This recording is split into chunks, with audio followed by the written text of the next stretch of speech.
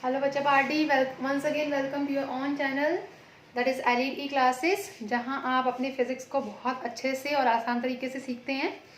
तो आज के हम अपने इस लेक्चर के अंदर हम अपने कुछ की पॉइंट्स देखेंगे जो कि आज हमने करने हैं। अपने पिछले लेक्चर के अंदर हमने किया था पोटेंशियल्स के बारे में, इलेक्ट्रिक पोटेंशियल के बारे में। आज उसी के कंटिन्यूएशन में हमने इलेक्ट्रिक पोटेंशियल और साथ में आपकी इक्विपोटेंशियल सर्विसेज के बारे में पढ़ना है। ओके तो हमारे जो की पॉइंट्स रहेंगे वो हमारे ये रहेंगे: potential energy of system of N charges, equipotential surface and representation of equipotential surface. और अगर आपको हमारे प्रीवियस वीडियो में कोई भी किसी तरह की भी प्रॉब्लम आई हो तो प्लीज़ आप हमें कमेंट कर सकते हैं हमारे ईमेल आईडी पर, दैट इज elite@gmail.com, और साथ में या फिर आप कर सकते हैं कमेंट हमारे यूट्यूब चैनल पर। ओके तो अब हम आते हैं अपने मेन टॉपिक के ऊपर बिना समय गंवाए, बिकॉज समय बहुत कीमती होता है, उसको गंवाना नहीं चाहिए। तो अब हम बढ़ते हैं अपने टॉपिक की तरफ। हमारा टॉपिक क्या है? Potential energy of system of N charges. 2 charges के लिए हमने अपने प्रीवियस वीडियो में किया था, अब n चार्जेस के लिए हमने अपने इस वीडियो में करना है। ओके तो देखिए अब हम करते हैं, यहाँ पे मैं फिगर बनाती हूँ 2 चार्जेस के लिए। ये आपके पास हो गया A, ये आपके पास हो गया B। ठीक है, n चार्जेस के लिए बनाना है, लेकिन n चार्जेस का बनाने में क्या हो जाएगा, यहाँ सारा होच पोच हो जाएगा, इट बिकम्स अ मेसी। तो यहाँ पर हम अभी n चार्जेस का नहीं बनाएंगे, 3 to 4 चार्जेस का बनाएंगे और उसको समीशन के फॉर्म में n चार्जेस के लिए लिख देंगे। ओके हमने 2 चार्जेस के बारे में बात करी। अब मैंने आपको पिछले जो 2 चार्जेस के बारे में बात करी थी, उस केस में जो हमने वर्क डन करा था वो हमने सेकेंड चार्ज के ऊपर किया था ड्यू टू फर्स्ट चार्ज। ठीक है, अब यहाँ पे मुझे आप बताइए, अगर मैंने 2 चार्जेस कंसिडर किए यहाँ पर, तो क्या Q1 के ऊपर, Q1 चार्ज के ऊपर कोई वर्क डन लगेगा? क्योंकि Q1 तो अकेला है। ठीक है, अगर मैं Q2 के ऊपर बात करूँ, चलो Q2 के ऊपर तो वर्क डन करना पड़ेगा उसको B पॉइंट से A पॉइंट तक लाने में। ठीक है, तो वर्क डन जो है आपका फर्स्ट चार्ज Q1 के ऊपर वो क्या रहेगा? इट इज इक्वल टू 0, क्योंकि कोई वर्क डन नहीं होगा, अपनी जगह पर है, उसको कहीं ले जाने की जरूरत ही नहीं है आपको। ठीक है, तो आपके पास जो वर्क डन हुआ फर्स्ट, उसके लिए हम ये वाला टॉपिक कर रहे हैं। फर्स्ट क्या हो गया? That is equal to 0। कितना हो गया आपके पास? 0। अब अगर हमने सेकेंड चार्ज के लिए निकालना है, ठीक है, सेकेंड चार्ज के लिए that is W2, that is W2। मैंने आपको अपने प्रीवियस वीडियो में बताया था कि W2 जो वर्क डन होता है उसका फॉर्मूला क्या होता है? वैसे तो फोर्स इंटू डिस्प्लेसमेंट होता है, लेकिन अगर हम पोटेंशियल के केस में लेते हैं तो वो फॉर्मूला क्या रहता है आपका? पोटेंशियल इंटू चार्ज, याद हो तो। ठीक है, तो आपके पास कितना आएगा? It is equal to potential into charge. अब ये जो चार्ज होता है ये वो चार्ज है जिस चार्ज के ऊपर वर्क डन करना है, जिस चार्ज को लेकर आना है। ठीक है, और पोटेंशियल हम उस चार्ज पे करते हैं जो कि बिना लाइट वाला चार्ज होता है। अब हमें चार्ज कौन सा लेकर आना है? Q2 चार्ज लेकर आना है। ठीक है, और जो एज इट इज है चार्ज वो कौन सा है? Q1। तो उसके बेसिस पे आप पोटेंशियल निकाल सकते हो, potential due to charge Q1। तो आपका पोटेंशियल का फॉर्मूला क्या होता है? Q1 by 4 pi epsilon nought. Suppose करिए इन दोनों के बीच का डिस्टेंस कितना है? That will be R12। कितना है आपके पास? R12। तो आपके पास यहाँ डिस्टेंस कितना हो गया? R12 वेक्टर इनटू चार्ज कौन सा लेकर आना है? Q2 चार्ज लेकर आना है। इतना समझ आया? आया समझ? ठीक है, अब हमने क्या करना है, एक और चार्ज लेना है, let it be Q3 charge लेना है। ठीक है, सपोज करो A पॉइंट से लेकर उस चार्ज तक के बीच का डिस्टेंस 1 और 3 था चार्ज, तो हमने क्या ले लिया? R13 इसका डिस्टेंस ले लिया। Q1 और Q3 के अकॉर्डिंग R13 ले लिया।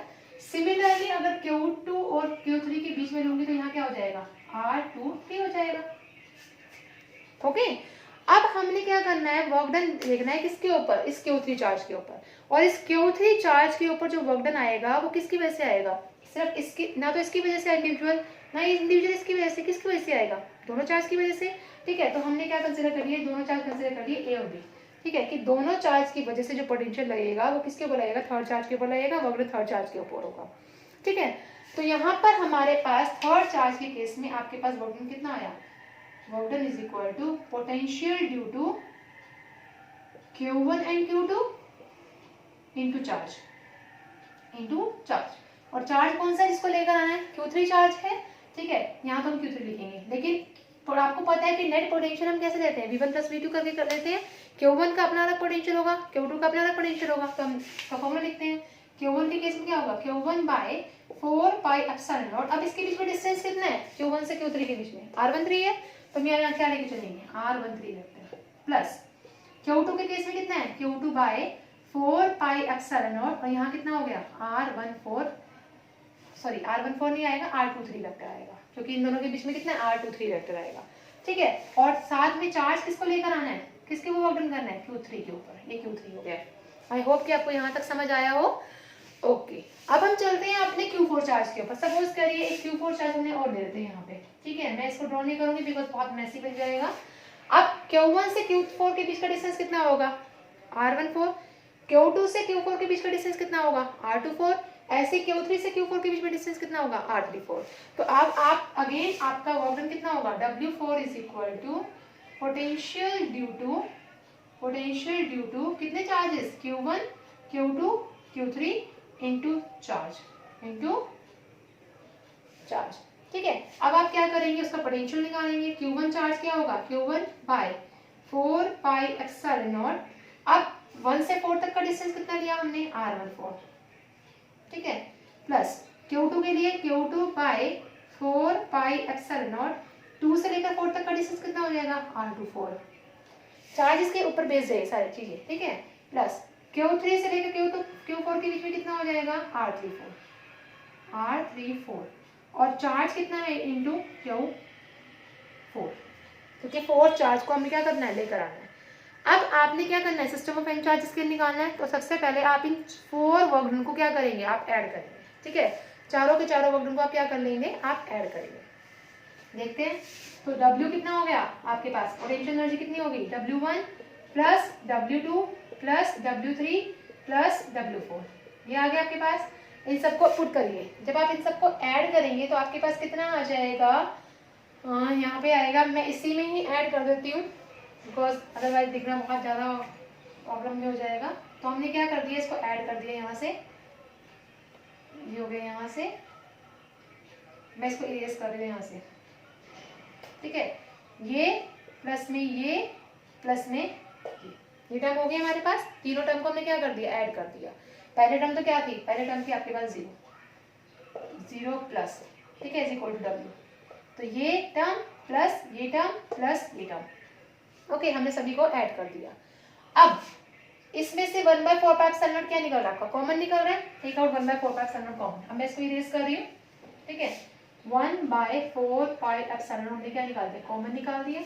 कॉमन निकालने के बाद हमारे पास क्या बच गया, यहाँ पे देखिए Q1 Q2 by R12 vector plus यहाँ कितना बच गया, Q1 Q3 हो जाएगा मल्टीप्लाई करके, Q1 Q3 by R13 vector plus यहाँ पे Q2 को Q3 से करेंगे तो कितना आएगा आपके पास, Q2 Q3 by R23 vector plus Q1 को Q4 से करेंगे तो कितना होगा, Q1 Q4 bye R14 vector plus Q2 को Q4 से करेंगे तो कितना आएगा, Q2 Q4 by R24 vector plus again Q3 Q4 by R34 vector. ये आ गया आपके पास ऐड करने के बाद। ठीक है, अब हमने क्या करा, Q1 वाले टर्म्स को इकट्ठे ले लिया। ठीक है, Q1 वाले टर्म्स को इकट्ठे लीजिए, कितना हो जाएगा 1/4 पाई एप्सिलॉन नॉट। ये आ गया आपके पास Q1 Q2 by R12 vector plus Q1 Q3 by R13 vector plus ये 1 वाली टर्म को इकट्ठे ले लीजिए, Q1 Q4 bye R14 vector plus अब 2 वाली टर्म को लीजिए, Q2 Q3 by R23 vector plus Q2 Q4 by R24 vector. अब आप लीजिए 3 वाले टर्म्स को, Q3 Q4 by R34 vector. ठीक है, अब आपने देखा होगा जितने चार्जेस है उतने डिस्टेंस है। यहाँ Q1 Q2 था तो यहाँ पे कितना हो गया R12, यहाँ Q1 Q3 था तो R13, Q1 Q4 R14, similarly Q2 Q3 R23, Q2 Q4 R24, Q3 Q4 R34। तो ये सारी चीज आ गई। अगर हमने n चार्जेस के लिए निकालना है तो n चार्जेस के लिए हमें क्या करना पड़ेगा, उसको समेशन फॉर्म में लेकर आना पड़ेगा। तो हम इसके समेशन फॉर्म लिखते हैं। क्या मैं इसको इस तरह से लिख सकती हूँ, summation of I is equal to 1 to n, summation of j is equal to 1 to n। ठीक है, 1/4 पाई एप्सिलॉन नॉट में बाहर ले लूँ। ओके, क्योंकि हमारे पास एक कंडीशन हमें लगानी पड़ेगी कि I is not equal to j, I j के इक्वल ना हो। क्यों ना हो, क्योंकि हमारे पास कोई भी ऐसी टर्म नहीं है जो सेम है। 1 है तो 1 के साथ 2 है, 1 के साथ 3 है, 1 के साथ 4 है। ठीक है, फिर 2 है तो 2 के साथ 3, 2 के साथ 4, फिर 3 के साथ 4। इस तरह से टर्म है, इसलिए हमने कंडीशन लगा ली कि I is not equal to J। तो आपके पास यहाँ कितना आ जाएगा, QJ by RI J vector. ये आपके पास क्या आ जाएगा, n नंबर ऑफ चार्जेस के लिए इलेक्ट्रिक पोटेंशियल आ जाएगा। आई होप आपको समझ आया, थोड़ा इंपॉर्टेंट टॉपिक है ये, तो इसको प्लीज आप सॉल्व करके देखिएगा। अब आते हैं हम अपने नेक्स्ट टॉपिक की तरफ, और वो हमारा नेक्स्ट टॉपिक क्या आता है, इक्विपोटेंशियल सरफेसेस। चलिए अपने नेक्स्ट टॉपिक की तरफ आते हैं हम, और वो हमारा क्या है, that is the equipotential surface.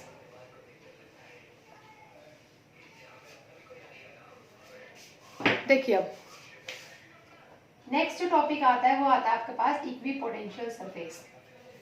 अब नाम से पता चल रहा है इक्विपोटेंशियल, ठीक है, इक्वी पोटेंशियल मतलब क्या है, पोटेंशियल सरफेस। इसका मतलब क्या हो गया कि हर एक सरफेस पर आपका जो पोटेंशियल लगेगा वो क्या होना चाहिए, इक्वल होना चाहिए। इक्वी का मतलब इक्वल, पोटेंशियल का मतलब जो आपका सिंपल स्ट्रेंथ लग रही है पोटेंशियल लग रहा है, और सरफेस का मतलब किसी रीजन। तो यानी कि किसी पर्टिकुलर रीजन में आपका जितना भी पोटेंशियल लगेगा वो क्या रहेगा, सेम लगेगा, ठीक है। तो अगर आप उसको डिफाइन करना चाहते हैं एक पोटेंशियल सरफेस को, तो क्या लिखेंगे इसके अंदर आप, सरफेस एट एवरी पॉइंट, ठीक है, surface at every point of which the potential remains the same, surface at every point of which the potential remain the same. वो सरफेस जिसमें पोटेंशियल क्या रहे, सेम रहे, उसको क्या बोलेंगे हम, इक्विपोटेंशियल सरफेस बोलेंगे, ठीक है। अब इसमें एग्जांपल ले लेते हैं हम। सपोज करिए एक प्लस क्यू चार्ज है, ये मैंने इसका क्या ले लिया, इलेक्ट्रिक फील्ड रीजन ले लिया, ये इलेक्ट्रिक फील्ड रीजन है, ठीक है। अब सपोज करिए इस पॉइंट पर एक ए पॉइंट है, इसका पोटेंशियल मैंने ले लिया VA, क्या ले लिया, VA। सिमिलरली इसी पॉइंट पर हमने एक पोटेंशियल ले लिया, लेट इट बी VB, ठीक है। अब एक ही रीजन पर इसका जो पोटेंशियल रहेगा वो क्या रहेगा आपका, सेम रहेगा। क्यों रहेगा सेम, कोई बता सकता है कि सेम क्यों रहेगा। अभी हमने बात करी किस चीज के बारे में बात करी, इक्विपोटेंशियल सरफेस के बारे में बात करी। इक्विपोटेंशियल सरफेस क्या बता रहा है कि आपका पोटेंशियल जो है एक ही रीजन में क्या रहेगा, हर एक पॉइंट पर सेम रहेगा, चाहे वो ये पॉइंट हो, चाहे यहाँ पॉइंट हो, चाहे यहाँ पे, चाहे यहाँ यहाँ यहाँ यहाँ कहीं पे भी हो, उसका पोटेंशियल क्या रहेगा आपका, सेम रहेगा, ठीक है। अगर VA आपका 10 है इस रीजन पे, तो VB भी कितना होगा 10। अगर कोई VC है तो VC भी कितना होगा आपके पास, 10 ही होगा इस रीजन पे, ठीक है। लेकिन अगर मैं बात करूँ, सपोज करो यहाँ पे VD है, तो क्या मैं ये बोल सकती हूँ कि VD is equal to VA, क्या VD VA के इक्वल आएगा? अगर आएगा तो क्यों, और अगर नहीं आएगा तो क्यों नहीं, बताइए बताइए। चलिए मैं बता देती हूँ आपको क्यों नहीं। क्योंकि मैंने आपको क्या बोला, इक्विपोटेंशियल सरफेस का मतलब बताया कि हर एक रीजन पर आपकी जो पोटेंशियल की वैल्यू है वो क्या होनी चाहिए, सेम रहनी चाहिए, इक्वल रहनी चाहिए। इस रीजन पे पोटेंशियल देखा तो वो सेम था, इस रीजन पे देखेंगे तो पोटेंशियल क्या रहेगा, सेम रहेगा। ये नहीं कि आपका इस रीजन में अगर 10 है तो इस रीजन में भी 10 होगा, नो, ठीक है। इक्विपोटेंशियल का मतलब है कि हर एक रीजन में जो आपका पोटेंशियल है वो क्या रहना चाहिए, सेम रहना चाहिए। क्या रहना चाहिए, सेम, ठीक है। अब आई होप कि अब आपको समझ आ गया होगा। तो यहाँ से ये बोलेंगे कि VA VB के इक्वल हो सकता है, लेकिन VA VD के इक्वल नहीं होगा, क्योंकि दोनों किस रीजन में है, अलग अलग रीजन में है, तो पोटेंशियल जो है वो दोनों का इक्वल नहीं होगा। आई होप आपको यहाँ तक समझ आया हो। अब हम आते हैं अपने नेक्स्ट टॉपिक की तरफ, वो आता है हमारा रिप्रेजेंटेशन। रिप्रेजेंटेशन हमने इलेक्ट्रिक फील्ड लाइंस के बारे में भी पढ़ी थी पहले, ठीक है। सेम वैसे ही हमने करनी है इक्विपोटेंशियल सरफेस पे, ठीक है। चलिए हम रिप्रेजेंटेशन के ऊपर आते हैं। अपनी रिप्रेजेंटेशन के केस में हम just drawing the line in between, ताकि हम थोड़ा सा कर सके।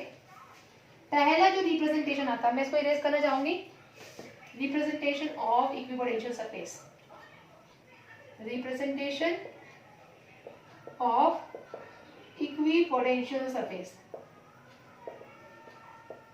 ठीक है। इक्विपोटेंशियल सरफेस पर की जो रिप्रेजेंटेशन है आपको वो बतानी है कि वो क्या रहेगी, रिप्रेजेंटेशन ऑफ इक्विपोटेंशियल सरफेस। अब इक्विपोटेंशियल सरफेस के लिए रिप्रेजेंटेशन सबसे पहला आपके पास for Q is greater than 0, Q is greater than 0। हमने अपने इलेक्ट्रिक फील्ड लाइंस में भी किया था Q इज ग्रेटर देन 0, जहां पर इलेक्ट्रिक फील्ड लाइंस कहाँ लाई करती है, रेडियली आउटवर्ड। अगर आपने नहीं देखी तो आप प्लीज पिछली हमारी वीडियोस में जाके देखिए, ठीक है। तो यहाँ पर हमारे पास प्लस Q चार्ज था, इस प्लस Q चार्ज की जो इलेक्ट्रिक फील्ड लाइंस थी वो कहाँ लाई कर रही थी, आउटवर्ड डायरेक्शन में। डायरेक्शन कहाँ थी, आउटवर्ड डायरेक्शन में, ठीक है। ये आउटवर्ड डायरेक्शन में, ये आपकी क्या होगी, आउटवर्ड डायरेक्शन। अब आपने क्या करना है, इसकी इक्विपोटेंशियल सरफेस को ड्रॉ करना है। क्या करना है, इसकी इक्विपोटेंशियल सरफेस को ड्रॉ करना है। और प्लस चार्ज अगर स्फेरिकल है तो इसकी इक्विपोटेंशियल सरफेस भी क्या होगी, स्फेयर होगी, ठीक है, इलेक्ट्रिक फील्ड जहाँ लाई करेगा। ठीक है, पॉइंट चार्जेस है तो पॉइंट चार्जेस के लिए हम सरफेस भी कैसे लेते हैं, उसका स्क्वायर लेते हैं। ठीक है, तो हमने क्या करा, इसका स्क्वायर ले लिया। जहां तक उसकी इलेक्ट्रिक फील्ड स्ट्रॉन्गर होगी वहां पर आपकी इलेक्ट्रिक जो इक्विपोटेंशियल सरफेस है वो क्या रहेगा, क्लोज रहेगा। लेकिन जैसे ही आपकी इलेक्ट्रिक फील्ड की डायरेक्शन क्या, जो स्ट्रेंथ है वो क्या हो जाएगी, कम होती जाएगी, वहीं पर ही आपकी इक्विपोटेंशियल सरफेस भी क्या हो जाएगा, डिस्टेंस पे बढ़ने लग जाएगा। दिख भी रहा है आपको। देखिए यहाँ पर इनकी क्या है, मैंने इक्विपोटेंशियल सरफेस को बिल्कुल क्लोजली बनाया। क्यों, क्योंकि इधर इस सरफेस पर आपकी इलेक्ट्रिक फील्ड क्या होती है, स्ट्रॉन्ग होती है। ठीक है, स्ट्रेंथ इंक्रीज होती है। लेकिन जितना हम दूर जाते जाते हैं, जितना डिस्टेंस बढ़ता जाता है, उतनी उसकी इलेक्ट्रिक फील्ड स्ट्रेंथ क्या होती है, कम होती है। इसी वजह से आपकी इक्विपोटेंशियल सरफेस के भी क्या हो जाएगा, बीच में डिस्टेंस आ जाएगा। आई होप आपको समझ आया हो। ठीक है, अब सेकेंड केस आता है हमारे पास for Q is less than 0। Second है आपके पास for Q is less than 0। अब क्यू लेस देन 0 के लिए नेगेटिव है। ठीक है, नेगेटिव चार्ज के लिए आपके पास इलेक्ट्रिक फील्ड कहाँ लाई करता था, इनवर्ड डायरेक्शन में। ये आपके पास इनवर्ड डायरेक्शन हो गया। आप बता सकते हैं इसमें इलेक्ट्रिक फील्ड लाइंस की डायरेक्शन कहाँ होंगी, इक्विपोटेंशियल सरफेस की डायरेक्शन कहाँ होंगी इस केस में।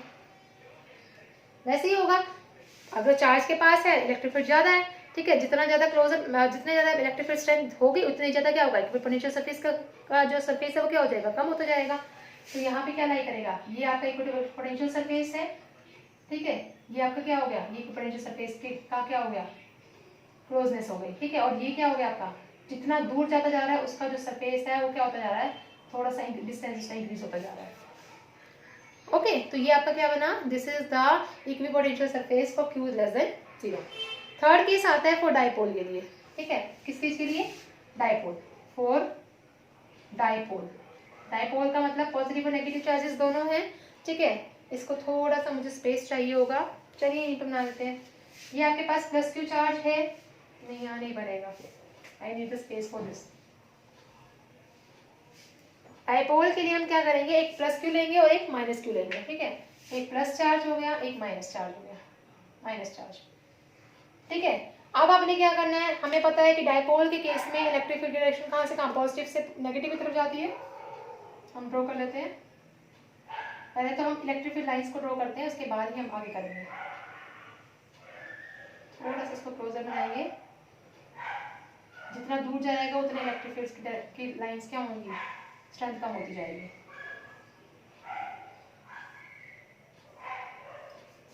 I am drawing this thing, आप भी ड्रॉ कर सकते हैं अपने साथ साथ।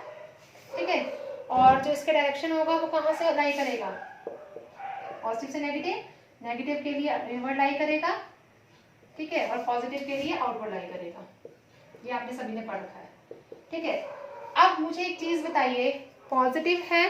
ठीक है, इलेक्ट्रिक फील्ड स्ट्रेंथ कहाँ ज्यादा लाई करती है, चार्जेस के पास। ठीक है, जहाँ चार्जेस ज्यादा होंगे वहीं पे पोटेंशियल क्या होगी, ज्यादा होगी, इलेक्ट्रिक फील्ड जहाँ पे ज्यादा होगी। अब इलेक्ट्रिक फील्ड की डायरेक्शन यहाँ पे ज्यादा है। ठीक है, क्योंकि यहाँ से क्या कर रहे हैं, तो मर्ज करके आउट बाहर जा रहे हैं, यहाँ से बाहर निकल रहे हैं आपके आउटसाइड। तो इलेक्ट्रिक पोटेंशियल सरफेस की जो क्लोजनेस होगी वो यहाँ पे ज्यादा लाई करेगी, इधर इस सरफेस पे। सेकेंड अगर बनाते हैं तो कहाँ लाई करेगी, ये देखिए यहाँ से मैं बिल्कुल क्लोज बना रही हूँ, यहाँ से थोड़ा सा डिस्टेंस हो गया। अगेन यहाँ से मैं क्लोज बना रही हूँ, वहाँ से क्या हो गया, डिस्टेंस आ गया।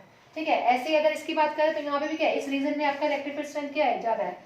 यहाँ से ड्रॉ करते हैं, ये आपने पहले इक्विपोटेंशियल सरफेस बनाया, इसका इक्विपोटेंशियल सरफेस का सरफेस क्या है, इलेक्ट्रिक फील्ड ज्यादा यहाँ है तो यहाँ पे ज्यादा क्लोज हो जाएगा। देखिए ये मैंने क्लोजर दिखा दिया, ये होगा। ठीक है, यहाँ क्लोजर है डिस्टेंस, यहाँ के क्या हो गया, डिस्टेंस उसका ज्यादा हो गया। लेकिन अगर मैं एंड सरफेस की बात करूँ तो एंड सरफेस में सपोज करो कि बहुत सारे लाइन इक्विपोटेंशियल सरफेस लाई कर रहे हैं, तो एक इक्विपोटेंशियल सरफेस यहाँ लाई करेगा और एक इक्विपोटेंशियल सरफेस कहाँ लाई करेगा, यहाँ लाई करेगा। इसको ये मत समझना कि ब्लैंक है, नो, इसमें इक्विपोटेंशियल सरफेसेस हैं, आप और ड्रॉ कर सकते हैं इसके अंदर। ठीक है, तो ये रिप्रेजेंटेशन किसके लिए, हमारे पास डाइपोल के लिए। नेक्स्ट जो आता है वो आता है टू इक्वल पॉजिटिव चार्जेस के लिए, और टू इक्वल पॉजिटिव चार्जेस, और टू इक्वल पॉजिटिव चार्जेस। ठीक है, इक्वल पॉजिटिव चार्जेस के लिए मैंने आपको इलेक्ट्रिक फील्ड लाइंस की डायरेक्शन बताई थी, कैसे बनाई थी हमने इक्वल पॉजिटिव चार्जेस के लिए। ये आपके पास पॉजिटिव था, ये भी आपके पास पॉजिटिव था, ये नेगेटिव को ढूंढता हुआ गया, इसने भी नेगेटिव को ढूंढता हुआ गया, फिर यहाँ से वो गया किस तरह से था, कुछ इस तरह से बनाया था हमने, याद आ रहा हो तो मैम याद तो हमें खाना भी नहीं रहता है ना कि हमने क्या खाया है। चलिए कोई बात नहीं। अगर मैं इसका और ड्रॉ करूं तो कितना आएगा, यहाँ पे भी कितना आएगा, इसका कुछ इस तरह से आएगा, लाई करेगा।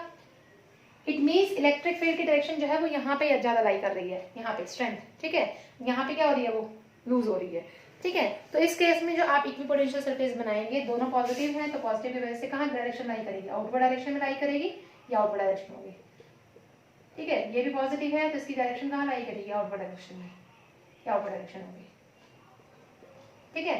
अब आपने क्या करना है, इक्विपोटेंशियल सरफेस बनाना है। तो अब आपके यहाँ पे देखिए ये आके क्या हो जाएंगी, हम मर्ज लग रही है, ठीक है। तो आप जब आप इक्विपोटेंशियल सरफेस बनाएंगे तो इस पहले तो आपका सर्कुलर पाथ होगा।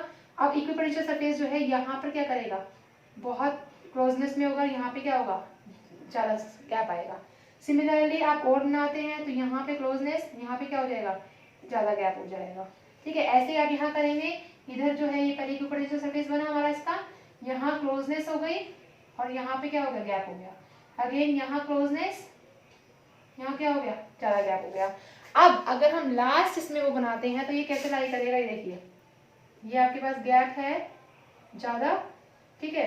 ये कुछ इस तरह से लाई करेगा क्योंकि इसके पास आगे स्पेस नहीं होगा, सेंटर में आके वो कट जाएगा और ऐसे ही इसका आएगा। मैंने यहाँ पे आपका क्या बनाया है, हाँ अब ये इसका लाई करेगा, ये कुछ इस तरह से। ये आपका क्या बनेगा, इक्विपोटेंशियल सरफेस बनेगा, किसके लिए, टू सेम चार्जेस के लिए, ठीक है। अब अगर हम बात करते हैं हमारे लास्ट उसकी, that is for uniform electric field के लिए, तो उस केस में हम कैसे बनाएंगे, for uniform electric field. Next क्या आपके पास, यूनिफॉर्म इलेक्ट्रिक फील्ड, ठीक है, for uniform electric field. Uniform electric field में जो इक्विपोटेंशियल सरफेस होता है वो थोड़ा सा अलग बनता है। वो कैसे बनता है ये देखिए, ये आपको इलेक्ट्रिक फील्ड लाइंस किस में दिखाई दे रही है, एक्स एक्सिस के पैरेलल दिखाई दे रही है, ठीक है, एक्स एक्सिस के पैरेलल दिखाई दे रही है। तो अगर इलेक्ट्रिक फील्ड जो है एक्स एक्सिस के अलोंग होता है तो सरफेस एरिया जो है वो अलोंग किसके होता है, वाई जेड प्लेन के इक्वल होता है, ये ध्यान रखना, ठीक है। अगर मैं ये कह रही हूँ ये आपके पास क्या है, एक्स वाई जेड एक्सिस है, ये माइनस जेड है आपके पास, ठीक है। तो इस केस में जो आपका सरफेस आएगा वो कहाँ लाई करेगा, इस वाई जेड प्लेन में करेगा, क्योंकि एक्स के तो वो क्या है, पैरेलल है, ठीक है। जहां एक्स सरफेस के अलोंग होगा तो वो वाई जेड में लाई करेगा। और साथ में क्या है कि इक्विपोटेंशियल सरफेस में आपस में जितने भी जो आपकी इलेक्ट्रिक फील्ड लाइंस होती है वो कैसी होती है, पैरेलल होती है, ठीक है। और साथ में वो परपेंडिकुलर लाई करती है इक्विपोटेंशियल सरफेसेस। अब अगर आप यहाँ पे सरफेस ड्रॉ करते हैं तो उसका सरफेस कुछ इस तरह से लाई करता है, इस तरह से, ठीक है, कुछ इस तरह से। बहुत ध्यान से बनाइएगा इसको, कुछ इस तरह से लाई करेगा, उसमें से क्या करेंगे, electric field lines pass out होंगे, ठीक है। तो ये इसको हम क्या बोलते हैं, it is known as planar symmetry. क्या बोलते हैं, प्लेनर सिमेट्री, ओके।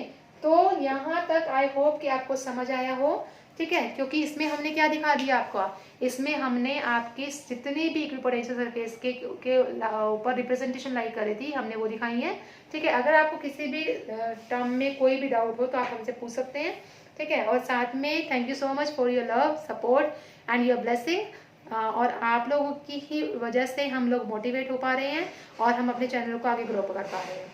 और इसी के साथ मैं आपको बोलना चाहूँगी, please stay at your home, study at your home and stay at your home. Thank you so much.